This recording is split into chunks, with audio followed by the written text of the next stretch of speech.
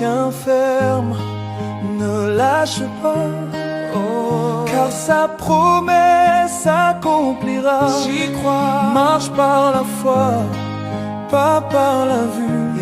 Le Seigneur jamais ne t'a abandonné, non jamais. Tiens ferme, même dans l'épreuve, Jésus est avec toi. Il renouvelle chaque pas guidé par sa lumière. Tiens ferme, persévère. Si Dieu a parlé, ça. Oh oui, je désire voir, contempler ça. Alléluia, et chanter pour tous sa divine grâce dans les rues de gloire. Élever ma voix, les soucis sont passés, au joie éternelle. Glorieux et merveilleux Père Céleste, nous sommes dans la joie ce soir de nous retrouver encore dans ta maison. Ce n'est pas par habitude que nous venons ici, Seigneur. Nous venons pour que tu puisses parler à nos cœurs. Nous venons, Seigneur Dieu, pour améliorer notre marche. Nous venons, Seigneur Dieu Tout-Puissant, pour entendre encore les instructions pour le dernier, ô Dieu, signal du départ.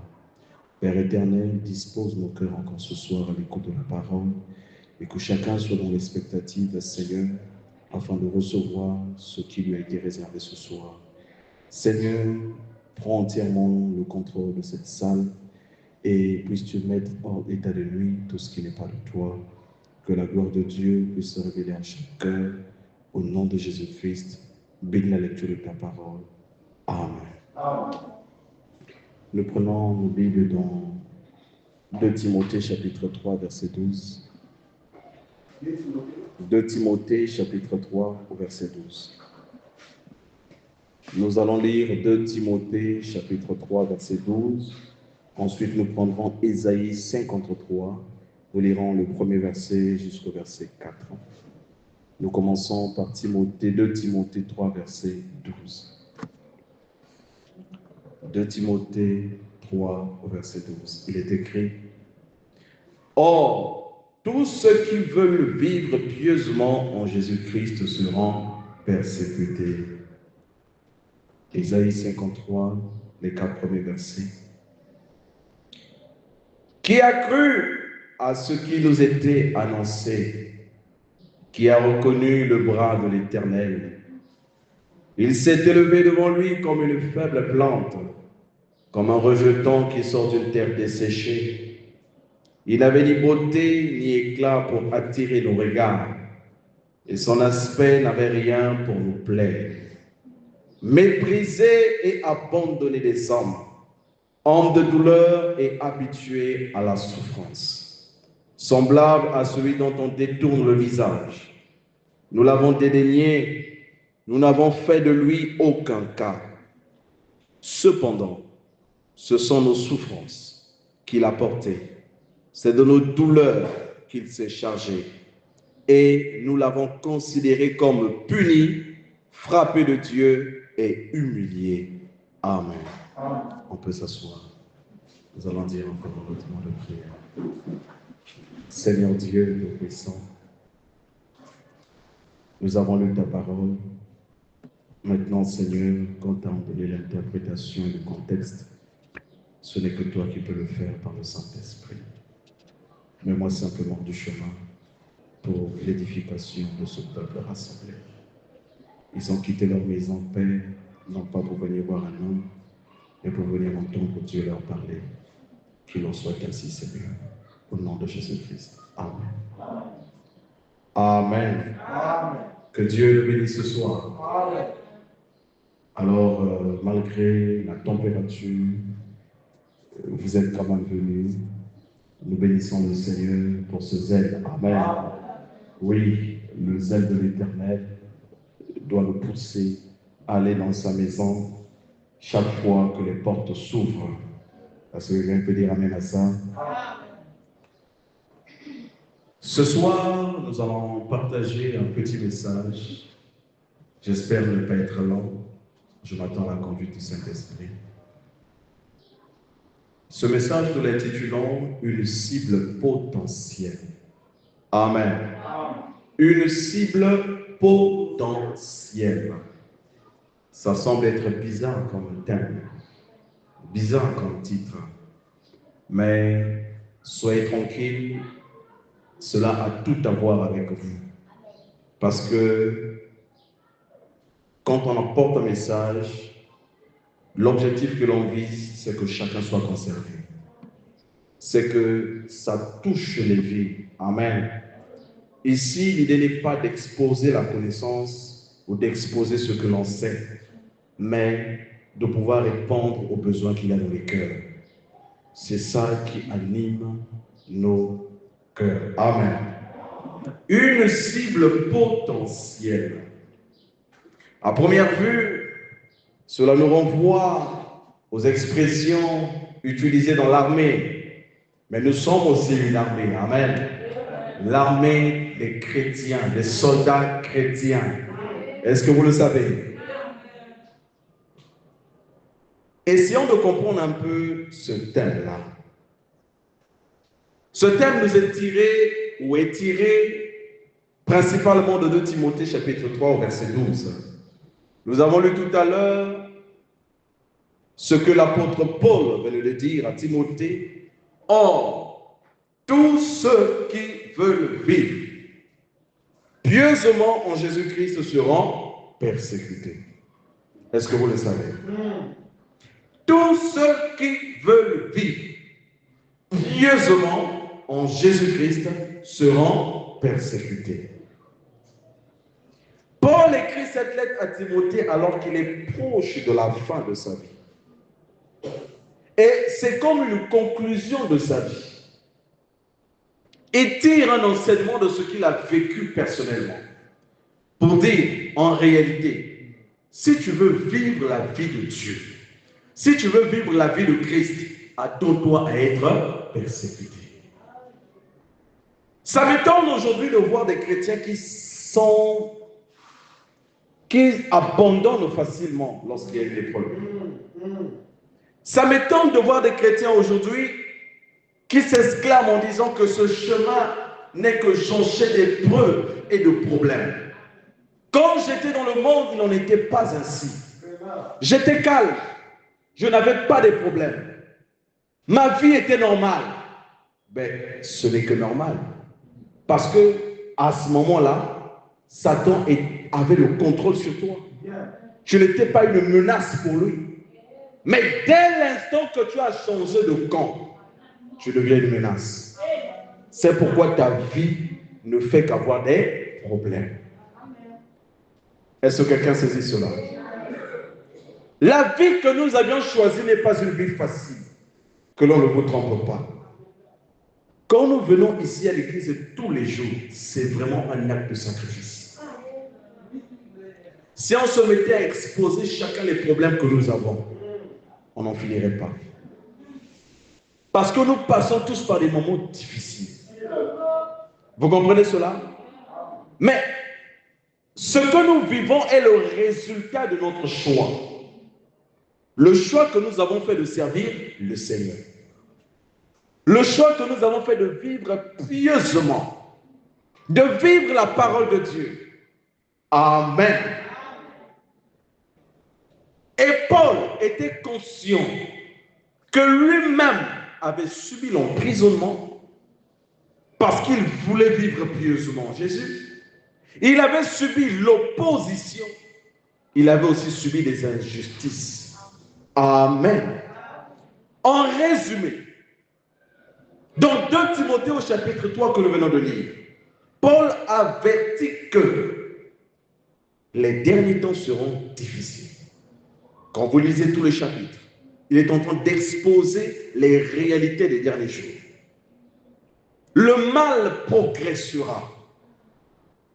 La vraie foi sera combattue. Amen. Et si nous voulons mieux comprendre ce verset, essayons de le puiser dans d'autres versions de la Bible. Ce que nous avons lu tout à l'heure a été tiré de la version Louis II de 1910.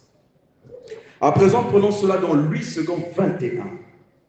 Il est écrit, le même passage, de Timothée chapitre 3, verset 12. Nous allons calmement. Tous ceux qui veulent vivre dans l'attachement à Dieu en Jésus-Christ seront persécutés. Dans Louis II que nous venons de lire, il est dit tous ceux qui veulent vivre pieusement en Jésus. Mais dans second 21, il nous est dit tous ceux qui veulent vivre dans l'attachement. Une personne qui s'attache à la voie chrétienne. Amen. Le fait de s'attacher t'attire des ennuis. Vous comprenez cela? Et dans la version Semeur, il est écrit, d'ailleurs, tous ceux qui sont déterminés à mener une vie fidèle, dès l'instant que dans ta pensée, tu te dis que je dois me consacrer, je dois être fidèle, je dois servir Dieu, c'est là où les problèmes commencent. Vous comprenez cela? Et dans la traduction œcuménique de la Bible, en sigle TOB, il est écrit, d'ailleurs, tous ceux qui veulent vivre dans la piété en Jésus-Christ seront persécutés. Maintenant, est-ce que vous comprenez cela?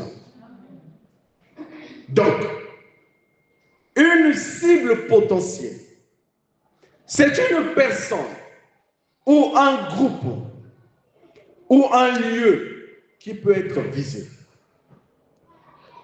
par une action négative ou une attaque, même si cela n'a pas encore commencé. Vous comprenez? Même si l'action n'a pas encore commencé, mais le fait que vous acceptiez au-dedans de vous, vous devenez potentiellement une cible. Amen. En d'autres termes, une cible potentielle, c'est quelqu'un qui risque d'être attaqué, d'être critiqué, d'être manipulé ou persécuté. C'est ça une cible potentielle. Amen. Mais vous n'êtes pas persécuté parce que vous le voulez. Non. Vous êtes persécuté parce que vous êtes attaché à un homme. Et cet homme, c'est le Seigneur Jésus-Christ. Alléluia. Il a dit quand il était sur la terre, si moi le bois vert, ils l'ont persécuté, mais vous, le bois sec, ils feront la même chose pour vous.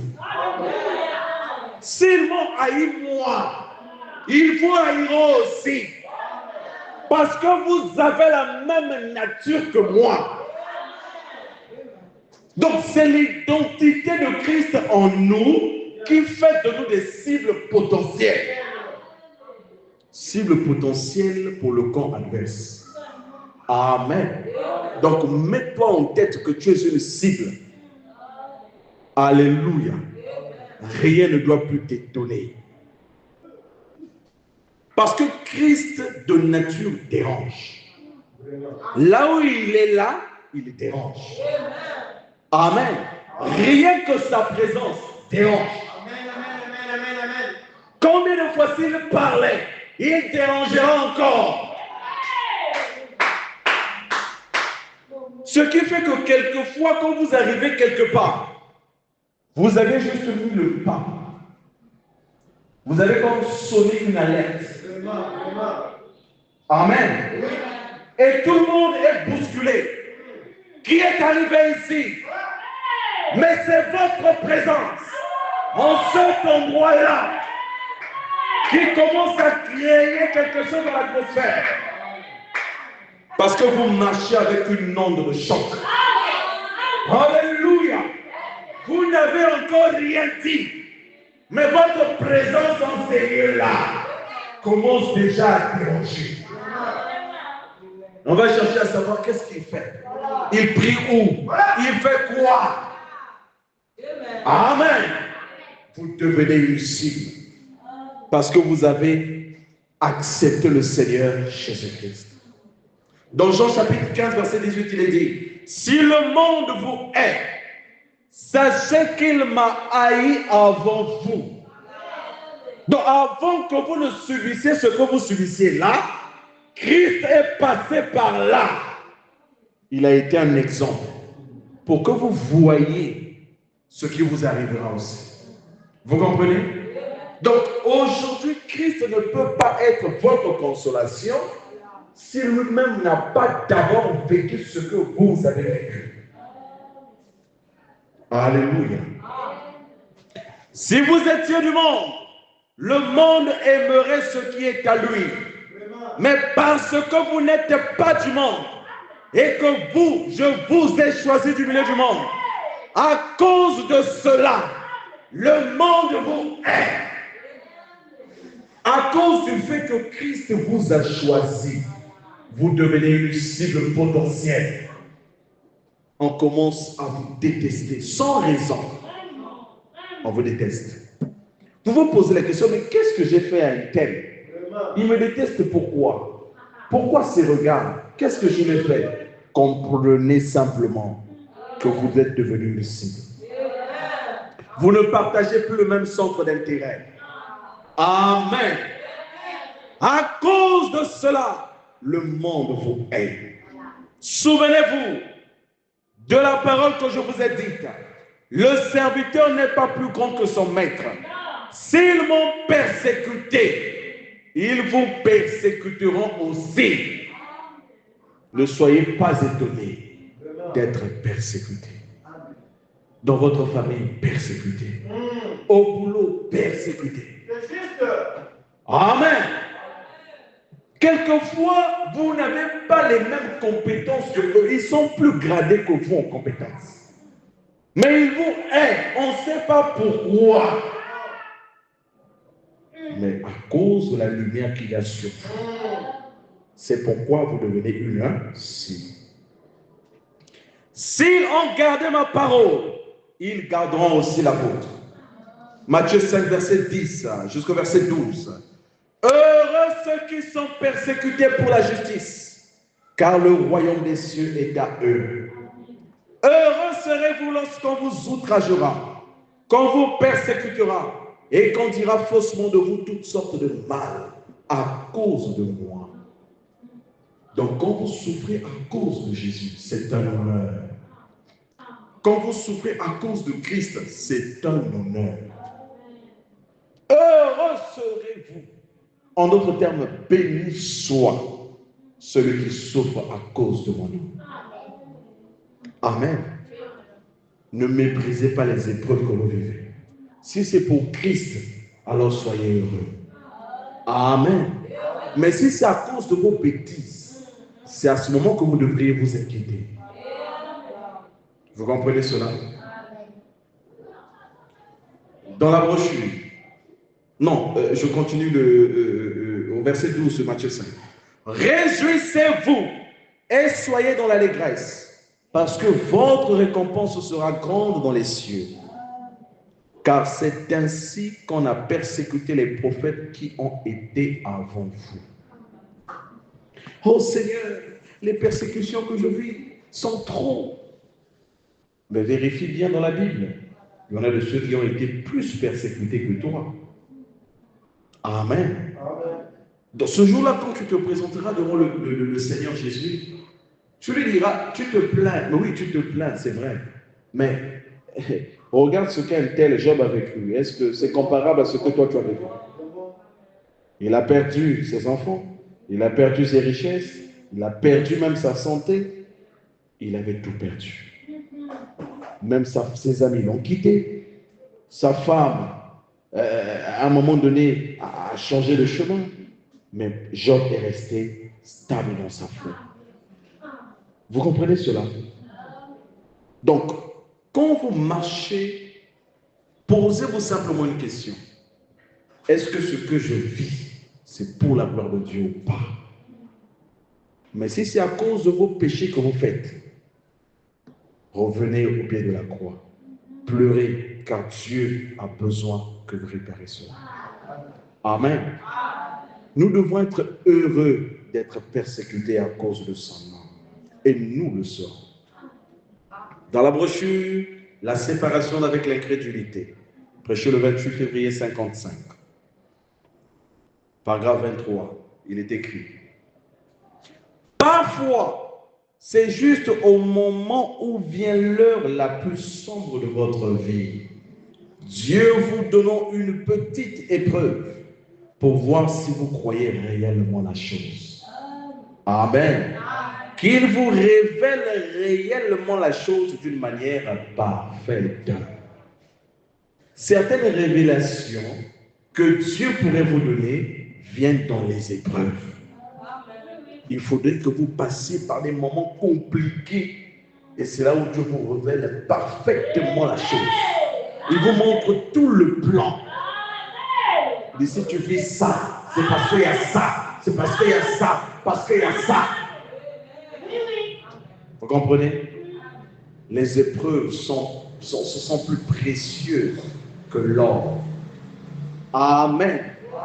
Réjouissons-nous des épreuves que nous vivons. Parce que c'est une possibilité que Dieu nous donne de voir la gloire de Dieu. Amen. Nous sommes une cible potentielle. Du fait d'avoir choisi le Messie, du fait d'avoir choisi Christ, du fait de s'être rallié à son camp, nous devenons des cibles potentielles. Maintenant, nous allons voir les raisons. Pourquoi nous sommes des cibles? Quelles sont les raisons qui font que nous soyons des cibles potentielles? Nous allons lister ces raisons. Première raison. Notre appartenance à Jésus. Amen. Du fait que nous appartenons à Christ, cela fait de nous des cibles potentielles. En d'autres termes, quand nous nous disons chrétiens, est-ce que vous comprenez? En fait, toi-même, tu es en train de confesser que tu es une cible. Amen. Parce que d'autres n'aiment pas entendre ce mot-là. Parce que le mot chrétien veut dire être semblable à Christ. Être chrétien, c'est être un oint de Dieu. C'est être une image de Christ. Notre appartenance avec le Christ fait de nous des cibles. C'est une raison qui pousse l'ennemi à nous attaquer. Amen. Plantons cela dans la parole. Dans la brochure, le début et la fin de la dispensation des gentils. Prêché le 9 janvier 55. Paragraphe 24. Il est écrit ce qui suit. C'est un très bel exemple de ce qui arrive à un véritable croyant lorsqu'il accepte réellement le Seigneur Jésus comme son sauveur. Il est toujours mis à l'épreuve. Amen. Il est toujours mis à l'épreuve. Il y en a d'autres qui n'ont même pas de temps de répit. Tu finis une épreuve, c'est une autre qui s'ajoute. Tu finis une épreuve, c'est une autre qui s'ajoute. Tu n'as même pas le temps de souffler. C'est parce que tu appartiens à Jésus que tu dois être éprouvé. Et quelquefois, c'est lié au travail que tu vas faire. C'est pourquoi tu es persécuté ainsi. Tu dois être toujours mis à l'épreuve. Toujours mis à l'épreuve. Tu te poses des questions. Ah, mais moi, Seigneur, je ne comprends pas. Je ne respire pas. Toujours persécuté. Vous pensez que le Seigneur n'a pas la puissance d'écarter tout ce qui vous embête d'un seul coup? Si, il peut le faire. Mais il les laisse agir. Amen. Parce que la raison qui fait que Jésus les laisse, c'est pour nous permettre de grandir. Amen. C'est pour nous permettre de nous accrocher, pour nous permettre de nous attacher, pour nous permettre de chercher la face de Dieu. Parce que s'il n'y a pas ces épreuves-là, Bon, on prendra notre temps. Hein. Il n'y a rien, on est à l'horizon. Je prends le temps de souffler. Mais quand il y a des épreuves, vous êtes là, focus. Jeûne, prière, jeûne, prière, jeûne, prière. Mais c'est parce que vous vivez des instants de trouble qui vous poussent dans la prière. Amen. Il est toujours mis à l'épreuve. Satan est toujours dans cette affaire de test. Amen. Il est toujours dans cette affaire de test. Et cela n'arrive que pour vous aider. Est-ce que quelqu'un peut dire amen à cela? Cela n'arrive que pour vous aider. Ce n'est pas pour vous nuire, mais pour vous aider. Dans chaque épreuve que vous vivez, c'est pour vous aider. Posez-vous la bonne question. Quel est l'objectif de cette épreuve? Est-ce qu'elle vient pour m'apprendre à être tempérant? Est-ce qu'elle vient pour m'apprendre à être patient? Est-ce qu'elle vient pour m'apprendre à avoir l'amour de Dieu dans mon cœur? Posons-nous des bonnes questions pour avoir des bonnes réponses. Amen. Et quand nous ne savons pas l'importance ou l'objet de l'épreuve, nous faisons du surplace. Nous tournons autour. Vous verrez que l'épreuve ne changera que de forme, mais c'est la même épreuve. Vous comprenez? Tant que vous ne saisissez pas, vous vivrez la même épreuve tout le temps. Ça va juste changer de facette. Mais remarquez bien, le fond, c'est la même chose. Amen. C'est pour votre bien, ces épreuves-là. Donc, question-réponse. Du 15 octobre 61. Il est écrit au paragraphe 65. Là, c'est quelqu'un qui pose une question. Question 165. Est-ce possible qu'une personne remplie du Saint-Esprit soit malgré elle poussée ou influencée à faire des petites des choses qu'elle ne veut pas faire? C'est quelqu'un qui pose la question, prophète. Est-ce que quelqu'un qui est rempli du Saint-Esprit peut commettre des erreurs, peut être poussé à faire des choses qu'elle ne veut pas faire? Amen. Vous êtes-vous déjà posé la question? Amen. Il dit, oh oui, oui monsieur, oui, une personne remplie du Saint-Esprit, vous êtes justement en position favorable à ce moment-là pour être poussé malgré vous par ces choses. Vous devenez alors une cible. Seigneur, donne-moi le Saint-Esprit. Seigneur, donne-moi le Saint-Esprit. Tu es en train de te mettre dans une position favorable pour qu'on t'attaque encore davantage. Amen. Si nous savions réellement la raison de notre demande, il y a des choses qu'on ne demanderait pas à Dieu. Vous comprenez cela? Nous demandons juste comme ça, mais nous ignorons ce qui se cache derrière ces demandes-là. Amen. Vous devenez alors une cible. Quand vous êtes là, en bas, à servir le diable, donc vous êtes dans le monde, il vous laisse vous la couler douce à votre guise. Donc quand vous êtes dans le monde, vous faites ce que vous voulez. Vous n'avez pas de pression parce que vous êtes dans le camp de l'ennemi. Il vous laisse faire tout ce que vous voulez. Amen. Mais ce n'est pas le cas pour le croyant. Ce n'est pas le cas pour le chrétien. Des fois, vous vous posez la question, mais Seigneur, mais lui, il fait ça. Mais moi, pourquoi je ne peux pas faire ça? C'est parce que tu as une autre destinée. Tu as appelé à accomplir une autre chose. Tu n'es pas appelé aux choses d'en bas, mais tu as appelé aux choses d'en haut. Mais une fois que vous avez pris position pour Christ, là, vous êtes passé dans l'autre camp. Il braque alors toutes ses armes contre vous.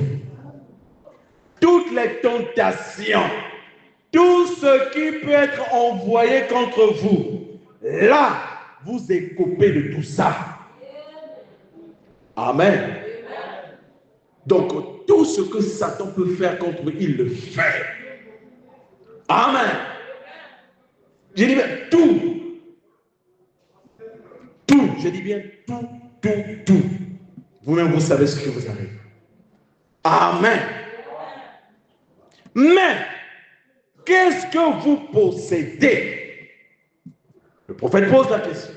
Il dit, mais celui qui est en vous est plus grand que celui qui est dans le monde. Amen. En ayant le Saint-Esprit en vous, vous serez une cible pour le monde, une cible pour Satan. Vous êtes là en position favorable. Mais n'oubliez jamais que celui que vous avez reçu est plus grand que celui qui est dans le monde. Peu importe les attaques, peu importe les persécutions, mais celui qui est en vous saura vous rendre vainqueur. Mais n'oubliez pas que toutes les armes sont pointées contre vous. Amen. Bon, là, vous n'étiez engagé dans aucun combat. Vous traînassiez à votre aise.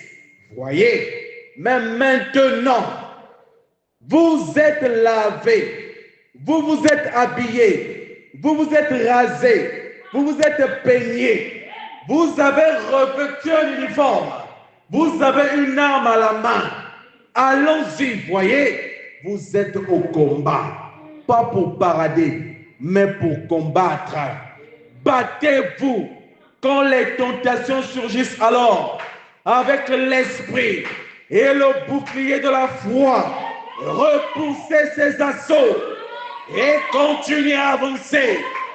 Continuez à avancer. Voyez, c'est vrai. Revêtez-vous de toutes les armes de Dieu. La Bible dit que les armes avec lesquelles nous combattons ne sont pas naturelles, mais elles sont puissantes, surnaturelles. Amen. Il nous l'a donné. C'est entre vos mains. C'est à vous de l'utiliser. Amen. Vous pouvez être une cible pour quelqu'un, mais cette personne ne peut jamais vous avoir. Amen. Être une cible, c'est bien, mais il faudrait qu'on puisse vous atteindre. Mais lui-même s'est constitué bouclier pour vous. Bien que les armes de Satan sont tournées vers vous. Alléluia. Il veille. Il élève Jéhovah. Il a des yeux sur son peuple. Rien ne lui échappe. Vous êtes les sujets de sa gloire. Vous êtes sa couronne. Il n'est pas mort pour rien. Mais s'il est mort, il doit faire valoir les droits de sa mort sur vous. Amen. Oui, frère. Revêtez-vous de toutes les armes de Dieu. Alléluia. Je suis un tel. Maintenant, je suis chrétien. Regardez qui je suis. Je suis membre de ceci. Alléluia. J'ai reçu le Saint-Esprit l'autre soir. C'est sûr. Plus rien ne me dérange maintenant. Non. Non. Oh frère, je crois que vous feriez mieux de retourner là-bas. Essayez encore. Parce que si vous dites que vous avez reçu le Saint-Esprit, les choses ne peuvent pas être calmes dans votre vie. Vous serez constamment bousculé. Amen, amen, merci. Je ne connais pas un chrétien sur cette terre, du premier au temps, qui est calme, qui n'a pas de problèmes, qui n'a pas des attaques. Il n'y en a pas. Si vous n'en avez pas dans votre vie, revoyez votre expérience. Amen. Nous avons tous accepté le même Dieu. Nous sommes en principe censés vivre les mêmes réalités en tant que chrétiens. Amen. Si tu dis que tu es chrétien et que tu n'es pas attaqué, il y a un problème. Amen. Si là où tu es, depuis que tu as cru, tu ne déranges personne, il y a un problème avec ta foi. Il y a un problème. Les gens doivent s'élever. On doit comploter contre toi. On doit monter des coups contre toi. On doit dire les choses contre toi. Mais quand tu feras cela, sache que tu es arrivé. Sache que tu as en toi quelque chose que Satan ne peut pas avoir. Tu as en toi quelque chose. C'est pourquoi il te combat. Amen. Oh, je vous le dis, aussitôt que vous dites que vous avez reçu le Saint-Esprit, Satan braque toutes ses armes sur vous. Il vous tire dessus. Là, vous êtes revêtus de l'armure complète. Alors prenez le bouclier de la foi, l'épée de l'Esprit, la parole. Alléluia. Oh, je connais un homme dans la Bible, du nom de Josué, un vaillant soldat de la foi, comme Moïse, serviteur de l'Éternel, était parti. Le voilà qui est en train de méditer. Il se posait des questions. Comment ferais-je pour faire traverser ce peuple, le Jourdain? Il était là, en train de méditer. Subitement, l'ange de l'Éternel lui apparaît. Alléluia! Il s'est tenu là, devant lui. Josué s'est levé. Il a dégainé son épée. Il lui a posé la question.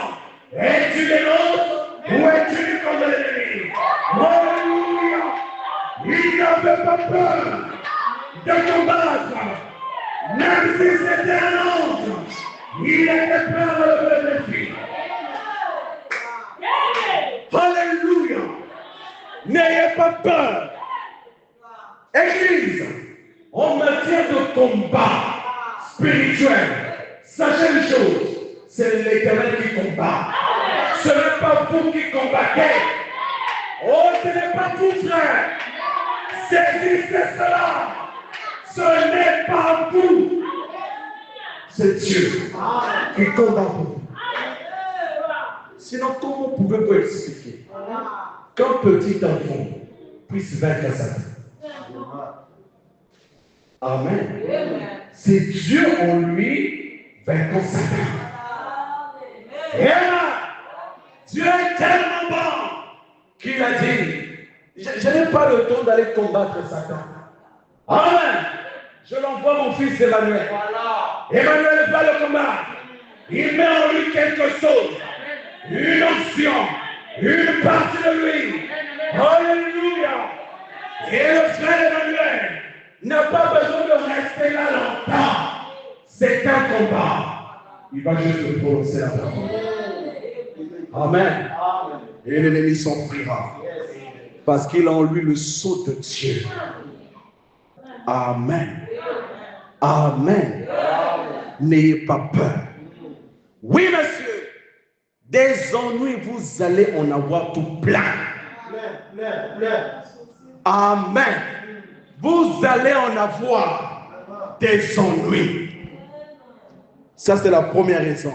Notre appartenance à Jésus. La deuxième raison, c'est la grâce de Dieu qui repose sur vous. Amen. Sachez une chose, que les grâces sont différentes. Nous avons tous des grâces différentes. Le degré d'épreuve que je peux avoir ne sera pas le même que celui que le frère et l'un peut avoir. Parce que la grâce que j'ai est différente de celle qu'il a. Vous comprenez? Amen. Donc les grâces que nous portons en nous peuvent être sujets à des attaques. Dieu t'a donné un don puissant de vision. Il t'a donné un don puissant de guérison. Attends-toi à être combattu. Attends-toi à être secoué. Vous comprenez? Parce que la grâce qu'il y a sur toi, tu ne fais que chasser l'ennemi loin des enfants de Dieu. Tu ne fais que démembrer le camp de l'ennemi. Dès que tu arrives, ils sont tous dans la débandade. Parce qu'une seule parole de toi suffit pour éclater le camp adverse. Amen. Les grâces de Dieu sur nous peuvent nous attirer des ennuis. Amen. Seigneur, donne-moi un don de vision. Est-ce que je sais ce que je demande? Amen, amen, amen, amen. Je sais les problèmes que tu as. Hein, ma soeur? demandons ce qu'on peut supporter. Merci, merci. Seigneur Dieu, oh, je veux que tu me donnes l'esprit de la prophétie. Maman, tu sais ce que tu demandes. Est-ce que tu es prêt à supporter le monde des esprits? Est-ce que tu es prêt à supporter le monde des visions? Tu sais ce que les gens voient d'horrible. Hein? Tu es en train de prier pour quelqu'un, tu vois un gros serpent venir rouler autour du bras. Les hommes ne voient pas, mais toi tu vois. Amen. Tu fais comment? Vous comprenez? Donc, les grâces sont différentes. Du fait que tu les vois tout le temps, tu seras combattu. Amen. Tu deviens une menace potentielle parce que les grâces reposent sur ta vie. Amen. Genèse 37, verset 4. La Bible déclare, il est question de Joseph. Ses frères virent que leur père l'aimait plus que tous. Et ils le haïrent et ne purent lui parler avec amitié. Ils étaient aigris de sa personne. Tout le temps, c'était des problèmes. Parce que sur Joseph reposait une grâce. Il voyait des choses, il disait à ses frères, et il n'était pas content. Genèse 37, verset 8. Et ils le haïrent encore davantage à cause de ses songes et à cause de ses paroles. Genèse 37, verset 11. Ses frères eurent de l'envie contre lui. Amen. Jusqu'à avoir de l'envie contre son frère. Pourquoi? La grâce qui repose sur ça. Tu peux être le Benjamin de ta famille, mais Dieu te donne une grâce qui t'élève au-dessus de tes frères, au-dessus de tes ennemis, et ça peut te créer des problèmes. Parce que ces choses se font naturellement chez toi. Amen. Mais chez d'autres, ils sont obligés de forcer des choses, mais chez toi, c'est naturel. Et ça t'attire. Qu'est-ce que tu veux montrer? Qu'est-ce que tu veux dire? Tu deviens ici. Amen. C'est ça la vie chrétienne. Demandez tout le temps la grâce de Dieu de vous préserver, de vous donner la sagesse et le discernement. Amen. Troisième raison, les dégâts que nous causons dans le camp de Satan. Amen. Parce que les prières que nous élevons devant la face de Dieu, c'est cause des dégâts considérables dans le camp de l'ennemi. Amen. Juge 16, verset 5. Alléluia. Oui. 2 Rois, chapitre 6, versets 11 et 14. Dans Juge 16, que nous venons de lire, il est question ici de Samson, qui pouvait causer des dégâts dans le camp des Philistins. Amen. Il était devenu une cible pour les Philistins. Partout où il passait, on le filait. Jusqu'à envoyer une femme le séduire. Voilà. Parce qu'il avait une force surnaturelle qu'il ne pouvait pas contenir. Donc pour eux, il fallait éteindre ça. À cause de cette grâce-là, il a eu des problèmes. Est-ce qu'il avait demandé à Dieu d'avoir la force? Non. Mais c'est venu sur lui naturellement. Vous comprenez cela? C'est pourquoi ne vous comparez pas aux autres. Nous sommes tous différents. Nous ne vivons pas les mêmes situations. Amen. Ce que toi, tu as déjà dépassé, l'autre n'a pas encore dépassé. Amen. C'est pourquoi nous devons nous soutenir dans la prière. Amen. Et dans 2 Rois chapitre 6, versets 11 et 14, il est dit, nous atterrissons. Le roi de Syrie en eut le cœur agité. Je paraphrase, il est ici question de Élisée, du prophète Élisée, qui voyait ce que le roi de Syrie faisait dans sa chambre. Ce qu'il pensait dans son cœur. Il voulait aller envahir l'armée d'Israël. Élisée voyait cela et donnait des ordres au commandant de l'armée, faites ceci, faites cela, et il contrecarrait tout le temps les plans de l'ennemi. Le roi était troublé. Mais qu'est-ce qui se passe? Tout le temps on veut attaquer, ils nous contrecarrent. Ils ont toujours une longueur d'avance sur nous. C'est ça les chrétiens. Ils doivent avoir une longueur d'avance sur l'ennemi. Amen. Quoi qu'il fasse, il est démasqué. Dans le secret, il prépare des plans. Mais Dieu, il se révèle à toi, mon fils. Demain, à telle heure, il passe dans cette prière. Passe de l'autre côté. Alléluia. Il te révèle déjà. Tu as averti. Et le diable est troublé. Il ne comprend pas. Mais l'enfant, je n'arrive pas à l'atteindre. Voilà. Je n'arrive pas à la voir. Il fait comment? Dieu est en train toujours de contrecarrer les plans de l'ennemi. Amen. Il causait des dégâts dans le camp de l'ennemi. Quatrième raison, la position que nous occupons dans le corps de Christ. Amen. Amen. La position que nous avons aussi peut être sujet à des tribulations. Amen. Nous n'avons pas tous les mêmes épreuves que le pasteur. Honnêtement, je n'en vis pas sa position. Parce que les épreuves qu'il vit là, je dis Seigneur, préserve-moi. Vous comprenez cela? Il a son lot d'épreuves à cause de sa position.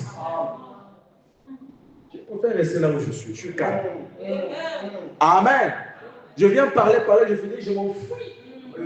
Je le laisse. Amen. Je sais qu'un jour mon tour viendra, mais je préfère d'abord préférer. C'est une position difficile. Du fait d'être péché, du fait d'être pasteur, ça vous cause des ennuis. La position seulement que vous occupez. Quand on sait que vous avez ce titre-là, on braque. Votre vie, on surveille. À la moindre erreur, on expose à la face du monde. Donc, ils n'ont pas droit à l'erreur. Vous comprenez? C'est très difficile. 2 Samuel chapitre 18, versets 2 et 3. La Bible dit, il plaça le tiers du peuple sous le commandement de Joab, le tiers sous celui d'Abishai, fils de Thérouja, frère de Joab, et le tiers sous celui d'Itaï, de Gad. Et le roi dit au peuple, moi aussi, je veux sortir avec vous. Mais le peuple dit, tu ne sortiras point. Il dit à David, David a sollicité sortir avec le peuple. Le peuple a dit, non, non, non, toi tu ne sors pas. Écoutez la raison. Car si nous prenons la fuite, ce n'est pas sur nous que l'attention se portera. Et quand la moitié d'entre nous succomberait, on n'y ferait pas attention. Amen. Mais toi, le roi, si tu sors avec nous, tu es comme 10 000 de nous. La position qu'il avait valait plus de 10 000 soldats. Vous comprenez? C'est pourquoi quand ils allaient en bataille, quand le roi tombait, l'armée se dispersait. Amen. Parce que la position qu'il occupait était stratégique. On ne visait pas les autres, mais on visait le roi. Si on atteint le roi, on atteint tout le monde. Alléluia. C'est pourquoi dans une église, si le berger est frappé, le troupeau sera dispersé. Marc 16, protégez votre berger. Protégez votre berger. Car s'il est debout, l'église sera debout. Merci, merci, merci. S'il est en forme, l'église sera en forme. S'il est zélé, l'église sera zélée. Alléluia. Aimez-le. Donnez-lui amour qu'il faut. Vous verrez, cette église ira loin. C'est juste. Amen. Parce que la position qu'il occupe, les gens les regardent sur lui. Les gens veillent sur lui. Les attaques, c'est sur lui. Amen. C'est pourquoi quand vous priez, priez pour lui. Quand vous jeûnez, jeûnez aussi pour lui. Amen. Mais gloire soit rendue à Dieu. Parce qu'il a dit, on vous fera la guerre, mais on ne vous vaincra pas. Ils viendront par un chemin et repartiront par cet autre chemin. Parce que l'Éternel lui-même veille sur ses enfants. Amen. Christ n'a pas été vaincu. Et nous aussi, on ne nous vaincra pas. Christ n'a pas été séduit. et on ne nous séduira pas. Christ a remporté la victoire et nous remporterons aussi la victoire. Amen. Notre position peut être sujet à des attaques. Cinquième point et dernier point, notre croissance en Christ. Quand nous grandissons dans la parole, nous devenons une menace potentielle.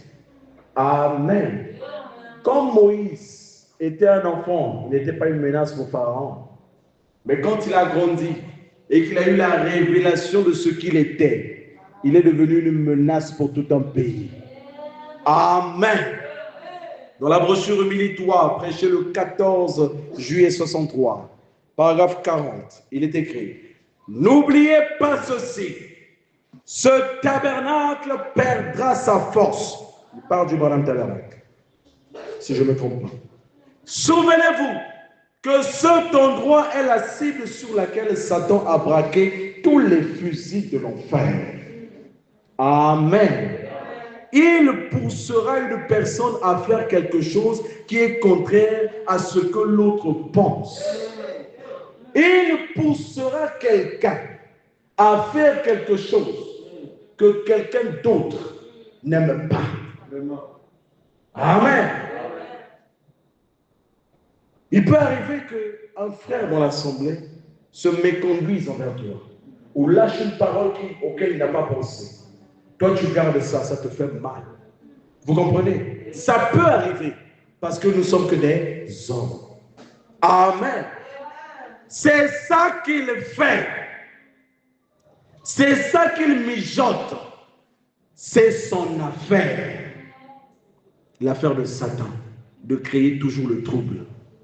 S'il peut amener quelqu'un à dire quelque chose, quelqu'un à parler de quelqu'un d'autre à dire, et écoute, est-ce que tu sais ce qu'un tel a fait? N'écoutez pas. Fermez vos oreilles. Si quelqu'un vient vous dire, Église, tu as vu, tu as entendu ce que le frère tel a fait, dis-lui, garde ce que tu as. On va voir le frère en question et dis-le-moi devant lui. Il ne le fera pas. Vous comprenez cela?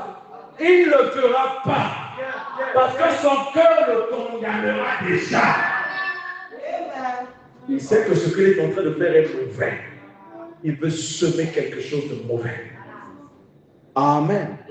Tu veux me dire ça pourquoi? Pour que j'ai une autre considération sur le frère? Non. Cachez les erreurs de vos frères. Amen. N'écoutez pas ça. N'écoutez pas ça du tout. C'est le diable. Vous voyez, c'est Satan. N'allez pas croire ça. Est-ce que quelqu'un peut dire amen à cela? Une cible potentielle. Est-ce que ça vous fait du bien? Ce sont des réalités que nous vivons. Ce sont des choses que nous vivons tous les jours. Dans la brochure, pourquoi le Saint-Esprit a-t-il été donné? Prêché le 17 décembre 53, paragraphe 49. 17 décembre 59 plutôt, paragraphe 49. Il est écrit: Dieu traite avec l'Église en tant qu'individu. Chaque individu dans l'Église est maintenant, c'est arrivé à un temps. Et ce n'est pas un secret. Nous le voyons tous. Quand un homme fait ses preuves et que Dieu l'aime, il l'emmène quelque part pour être avec lui. Est-ce que vous cessez cela, Église? Quand quelqu'un a fait ses preuves et que Dieu l'a aimé, je le prends et l'emmène quelque part pour être avec lui. Là, devant les anges, il fait quelque chose pour lui. Il l'élève là-haut dans la présence de Dieu. Lui accorde des dons et le remplit et il l'envoie. Voilà l'âge dans lequel nous vivons. Alléluia.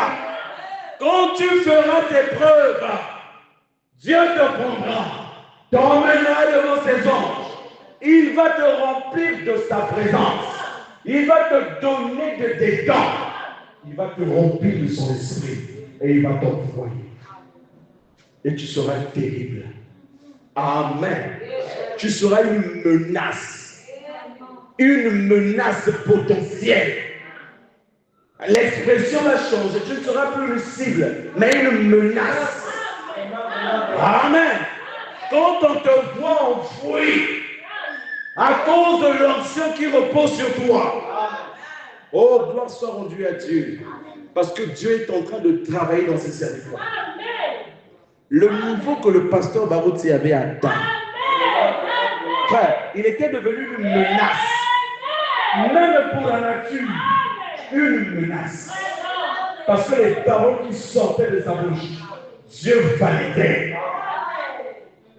Il ne regardait pas ses erreurs. Parce qu'il avait fait ses preuves. Dieu a confirmé. Dieu a validé. Sa parole était la parole du Père. Amen. Oui, nous voulons tous atteindre ce niveau-là. Et ça, vous ne pouvez l'atteindre que par la grâce de Dieu. C'est pourquoi les épreuves sont une condition sine qua non de la maturité spirituelle. Ne méprisez pas les épreuves que vous vivez.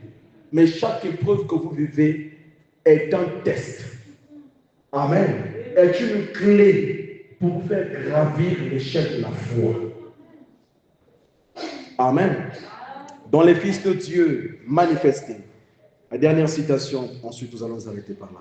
Prêchez le 18 mai 60, à partir du paragraphe 185. Oh, ça, mon fils, c'est mon fils. Ça, c'est mon garçon. Eh bien, trouves-tu qu'il a atteint sa pleine maturité? Le frère Branham est en train d'imager quelque chose. Oui, assurément, dit le Saint-Esprit, je l'ai mis à l'épreuve. Oh là là, je l'ai éprouvé ici, je l'ai éprouvé là, je l'ai ravagé par la maladie. Ça, c'est le Saint-Esprit qui donne son rapport au Père, disant que je l'ai éprouvé, je l'ai ravagé par la maladie, mais elle est restée là, elle n'a pas bougé. Elle est restée ancrée dans la parole. Amen. Je l'ai démoralisé. Je l'ai piétiné. J'ai laissé le diable lui faire tout ce qu'il pouvait. Donc Dieu peut parfois laisser le diable faire tout ce qu'il veut sur nous. Amen.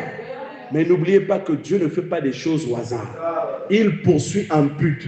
Et il veut que vous atteigniez la pleine stature de Christ. Amen. Il s'est relevé chaque fois. Amen. Il est venu quand même. Tu vois, il s'est relevé. Je l'ai rendu malade. J'ai fait ceci. Je l'ai envoyé à l'hôpital. Je l'ai emmené ici. Et j'ai fait ceci. J'ai fait cela. J'ai monté sa femme contre lui. C'est fort. J'ai monté ses voisins contre lui. J'ai tout monté. Ça n'a absolument rien changé. Il a dit qu'il me tue. J'espérerai quand même en lui. J'ai tué sa famille. J'ai pris ceci. J'ai fait ceci. J'ai fait tout ça. Fait ceci et fait autre chose. Encore là, il s'est relevé. Qu'il me tue, je le servirai quand même. Il est à moi.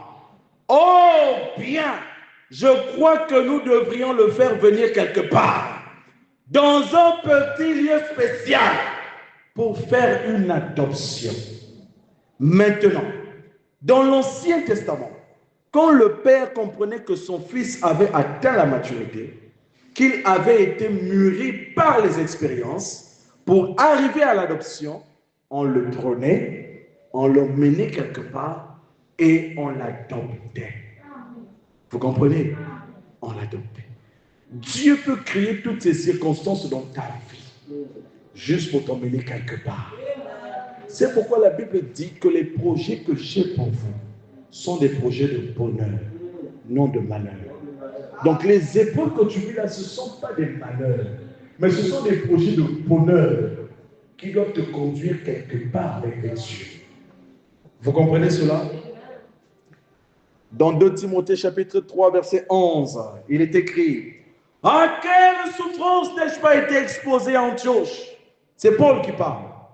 À Icône, à Lystre, quelle persécution n'ai-je pas supporté? Et le Seigneur m'a délivré de toutes. Et le Seigneur te délivrera de toutes tes épreuves. À quelle persécution n'ai-je pas été livré? À quelle persécution n'ai-je pas été livré?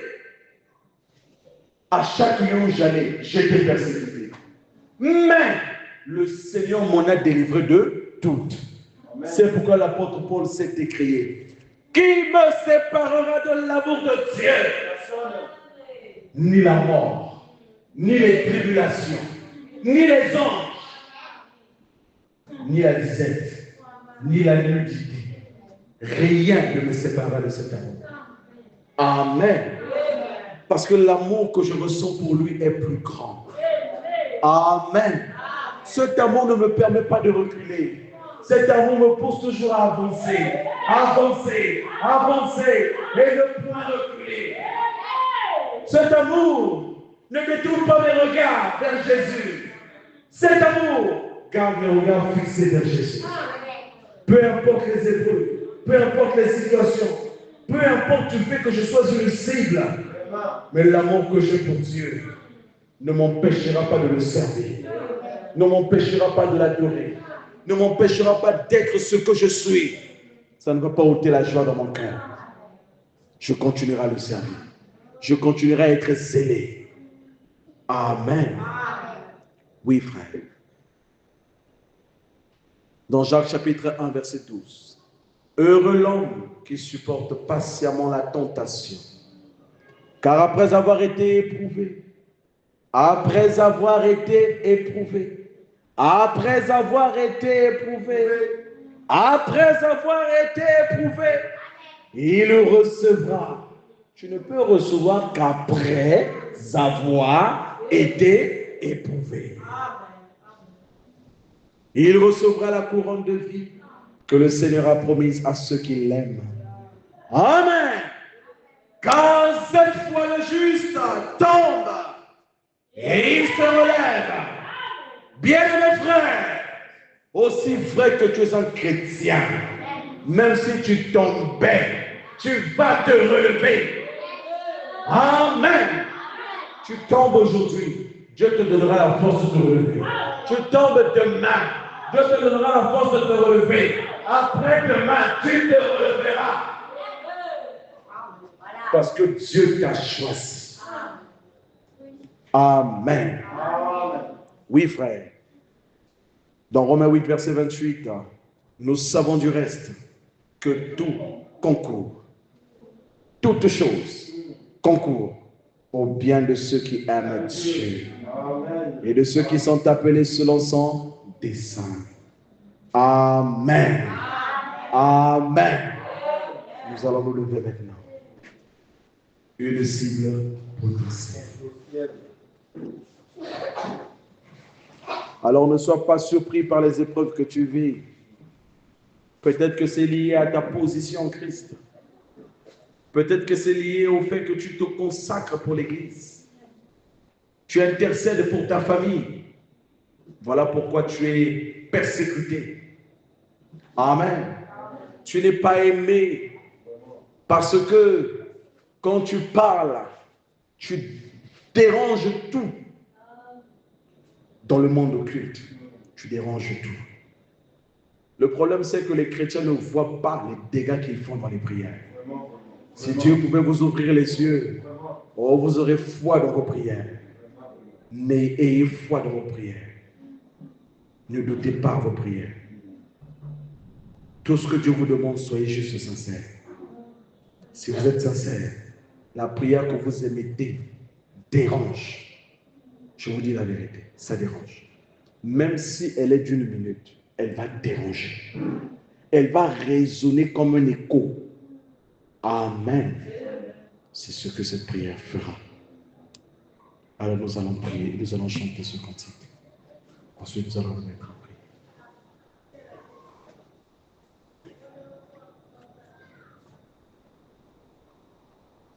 L'amour de Dieu est si merveilleux. L'amour de Dieu est si merveilleux. L'amour de Dieu est si merveilleux. Oh, quel art, dis-moi comment il est.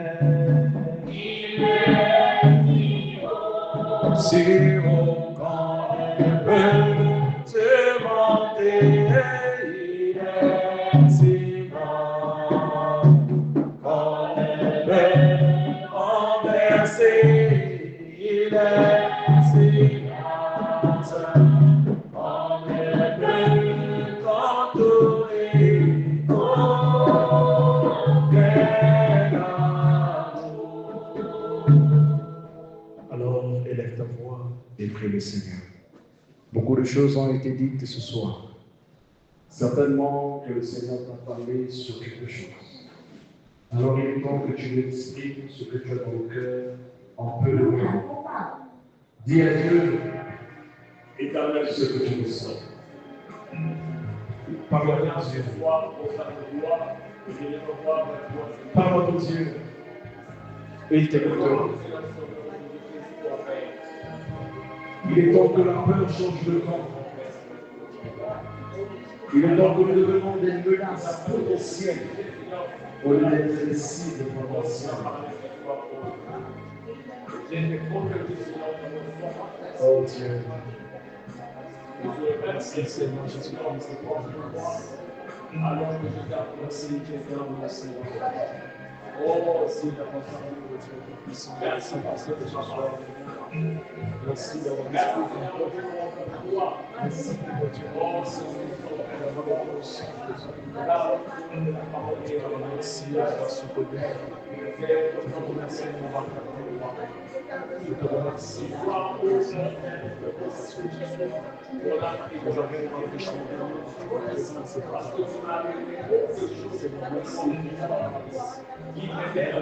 Seigneur, merci.